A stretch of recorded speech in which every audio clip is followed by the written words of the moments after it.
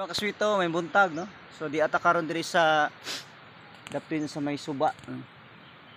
Nangahoy ta din So agi problema kahoy din no? Uga na kaayo. May problema makahoy. Pili-pili lang ta, sabi niyo. Yung pang pilian ni mga anod. So, libre na yung sugnod ani. Sabi sugnod diri dahan kayo. Lagi problema. Mga anod ni siya bali. Mga kahoya. So uga na kayo. Lagi problema sugnod din sa bukid. Kita nimo ng mga kahoy din. Mami na kay sugnod, usog na kay nimo siga. Dili nakalas og kuan. Gas din. Maring kahimtang dinis bukid, basta nakas bukid. Sugnod pa imo nagkalata lang. Sa kung sa imong gusto, kawayan, kahoy, sa mga klase ka kahoy.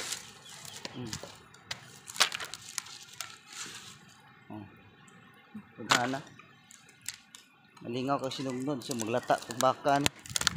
Sa imong gusto latan. Pareha syudad yung mga kahoy. Mamalit kag kahoy. Dari awa na, libre lang ka. Pugi lang ka manguha, awa na.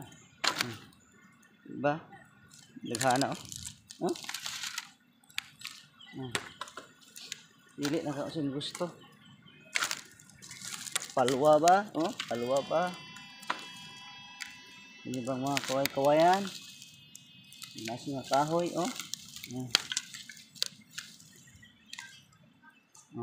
Daghan na kang tapok.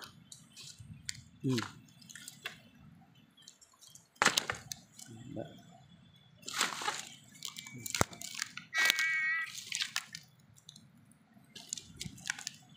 nakita po mga kabataan niya ang sinahan. Ito mga ginsakpan. Nanguha po na sila hagbalas. So, libre na kahoy. Okay kaayo na.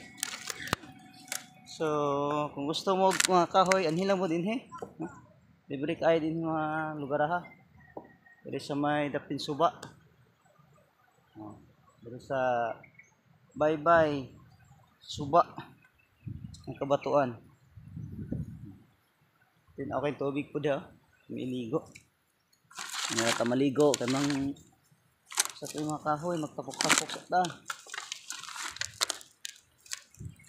May tapukon.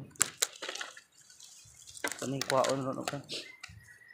Sakyan ng motor.